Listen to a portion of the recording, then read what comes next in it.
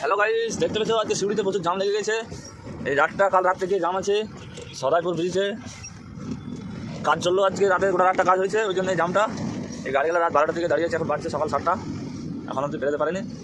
পুরো একদম কচুজোর থেকে পুরো একদম এসপি মোড় অব্দি জাম। দেখালাম কি জাম, প্রচুর জাম গাইস। আজকে রবিবার, আজকে দিনটা পুরো জামে জামে চলতে হবে, কিছু করার নাই। দেখালাম